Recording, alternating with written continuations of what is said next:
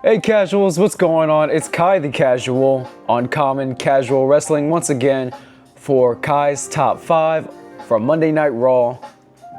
Let's just get straight into the honorable mentions. This was a very fun show in Birmingham, not Alabama, England.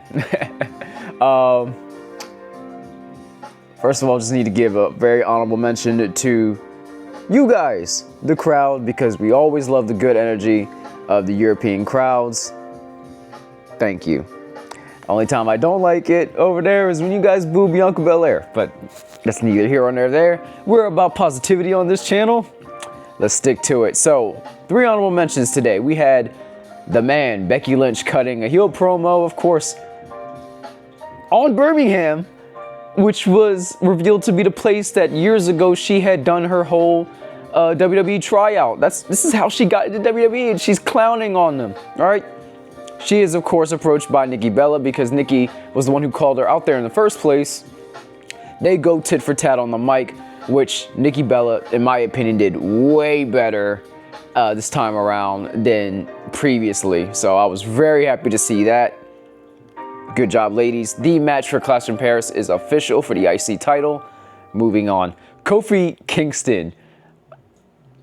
Always gonna love this guy, but he's a heel right now, so it's kind of a negative. But Kofi Kingston beat Penta with help from Big G, Grayson Waller. So that fun continues. We'll see where they go with this next.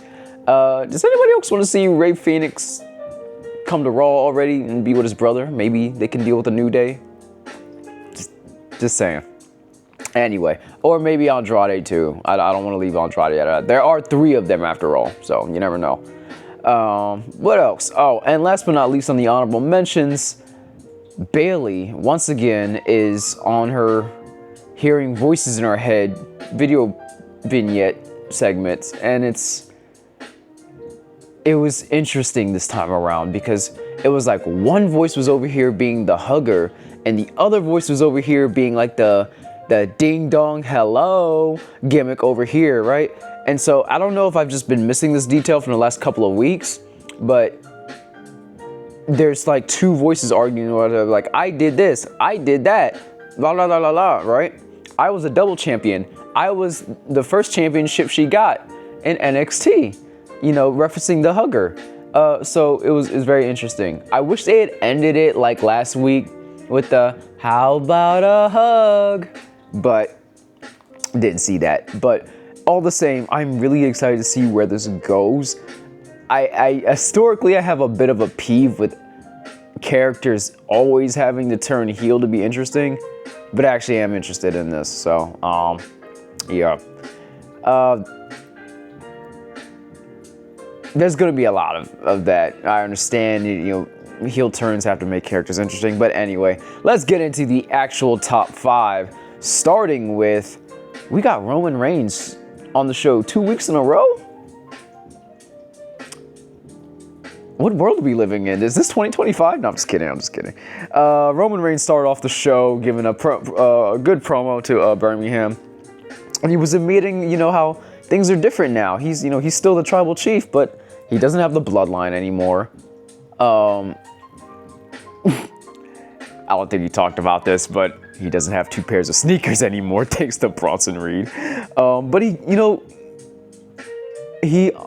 said, you know, I don't have, a title, but I'm gonna get back to it. And, you know, all credit to Jay for, being in that fatal 4-way. You know, he has the rematch calls. He was the one who got the pin in our tag match weeks ago, so he deserves to be in that position. But I'm gonna find my way back to that title, and you believe him, of course. He is, of course, interrupted by, ladies and gentlemen, Paul Heyman, flagged by Bronson Reed with the Shula Fala. And I really appreciated Heyman's mic work as usual, but Bronson got on the mic a little bit, and he warned Roman that, yes, he's Australian, but he is the Samoan that your dad warned you about. You know, he said, your tribe is civilized. Mine was not. Australia, I guess being the prison colony and whatnot. So yeah, it's like he was saying, like, oh, I come from the real, wow, Samoans. So that's how he decided to play that. And I thought it was interesting. And then Roman responds with, wait, you're Samoan? Oh, this is easy then. Why don't you give me back them shoes and come over here real quick and acknowledge me? Roman has, in his responses, he doesn't say a lot, but he says a lot by saying a little. So anyway, say a little, do a lot. This, of course, leads into a brawl, and they head backstage with this, and everything transitions. And speaking of transitions, my number 4 spot of the night goes to JD McDonough and Dragon Lee having an excellent match to kick off the in-ring action tonight. Dirty Dom, of course, tries aiding JD, but the ultimate hater, AJ Styles, comes in. Once again, he messed with him down in Mexico, with Triple Mania, keeping him from winning the Mega Championship. And now he is also in Birmingham, England, to prevent Dom from interfering with the match any further. Dragon Lee hits Operation Dragon 1, 2, 3 for the dub. Later on in the night, Judgment Day, they approach Adam Pearce and they're like, hey, we need to do something about this AJ problem. He keeps messing with our matches, and Adam actually agrees. And then, JD tries to say, good, he's banned from the building next week. And he's like, no, next week in Paris, France, it's going to be you versus AJ. And he's like, what? Anyway, you already know how it goes. Chicken, S-word heel trying to, get out of stuff. But he is finally going to have to, once again, face AJ Styles in one-on-one competition. I forget if it's for the belt or not, but we will see what happens, all right? Let's move on to my 3rd moment of the night. And this is going back to the whole everybody's got to turn heel to be interesting type thing. Whatever. We'll see what ends up happening with this whole situation. But Rhea Ripley is, of course, booked for this show against Roxanne Perez. And they've had a couple matches already. They've done very good work together. And this was definitely no different. A very excellent, entertaining match. Rhea wins, though, of course. It's mommy. But we have a post-match attack. And despite earlier in the night separating from Rhea Ripley, not wanting to piss off her friends, and the people she considers her family. This is her Joshi family, right? I think they have some history together in Stardom.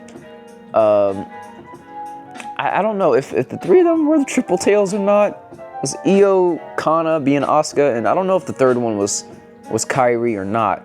But all the same, Io had asked Rhea to say, hey, listen, I think we should just take some time apart right now. I don't want to anger my friends. They're like my family. Rhea understands, and she goes and has her match. Rhea wins, and Io saves Rhea from a post-match beatdown by Roxanne and Raquel, and the babyfaces stand tall once again. Backstage, though, unfortunately, this just leads into, once again, Io talking to Rhea backstage. Rhea leaves, and the Kabukis come up. Asuka is once again pissed. She argues with Io and just walks away. And Io begs Kairi to just say something, and Kairi just leaves with Asuka.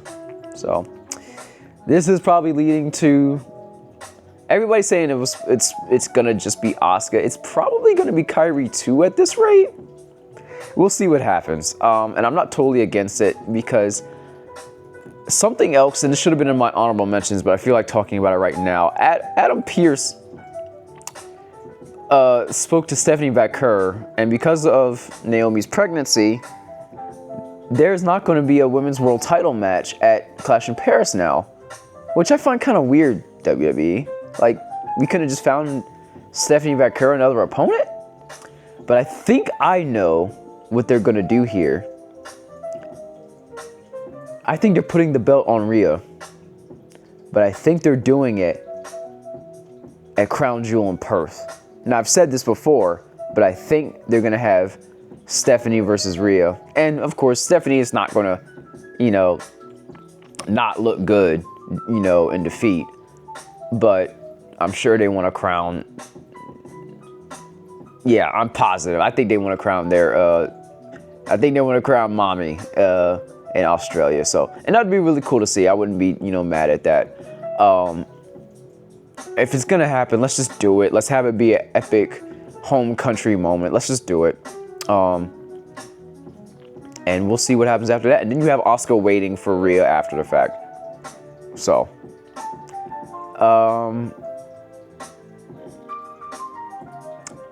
number 2. I think I accidentally switched my number 2 and my number 3 moments in my notes, so excuse me. Regardless, let's keep it pushing. Because if you don't know, I am a big stan for Finn Balor. And I love some AJ Styles too. And I love it when they get to have matches. The only negative about this match, this was an impromptu match made because Dominic was like, hey, I need somebody to take care of AJ. Finn, well, you know AJ better than anybody. You go do it. You know, them being former Bullet Club members and leaders. But the last time they fought, actually, I think the last couple times, Finn has lost to AJ. I was hoping we would see Finn win here, but we didn't. It was just a straight up win for AJ. You know, good on him. But man, I kind of want to see Finn get this, right? That's just me. I'm a fan. Okay, don't judge me. I'm a little bit biased, but hey, AJ versus Finn is always going to be a win for me. So that is it's my number 2. I meant to put it as number 3 because the drama with the ladies and whatever. Let's pretend I didn't do that. Let's say I didn't reverse my number 2 and my number 3. That was number 3. The Rhea, Io, and Kabuki situation was actually my number 2. We're here live, folks, so you get to watch me do this unedited. But anyway, getting back to the review. Number 1, the main event is back in the number 1 slot this week, folks. We had LA Knight versus Braun Breaker, and this was again an exciting main event and post-match angle. But before the match even gets started off, once again, Roman Reigns starts brawling with Bronson Reed.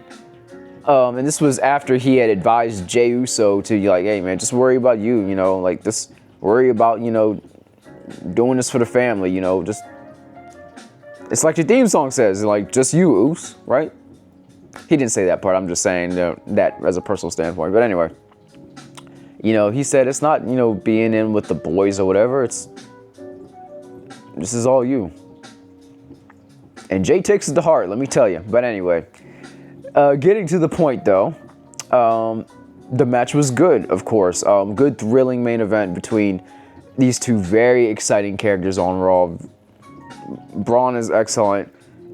Knight is very exciting, you know, and the crowd is behind him, of course. I'm really glad he moved from SmackDown to Raw. But of course, this is where we have to get Seth Rollins interrupting like the Batman villain he is, looking like in that green suit, looking like the Riddler. And he interferes for a moment. He doesn't DQ Braun Breaker or anything. He doesn't touch LA Knight, but he distracts him.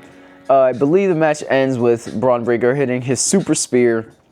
1, 2, 3, that's it. And then Seth engages in the beatdown. This leads to Jey Uso coming down. You know, Braun fights back against him. And then here comes, I think I can't remember, do they just get on top, or does Bronson come back or whatever? No, I don't think Bronson came back. Sorry, this just happened. I've been doing a lot. But they're they're fighting. The heels get on top, and then after Jey Uso comes CM Punk. You know, the chants were wild for CM Punk to come out there and and save Jey and LA Knight, and they fend them off.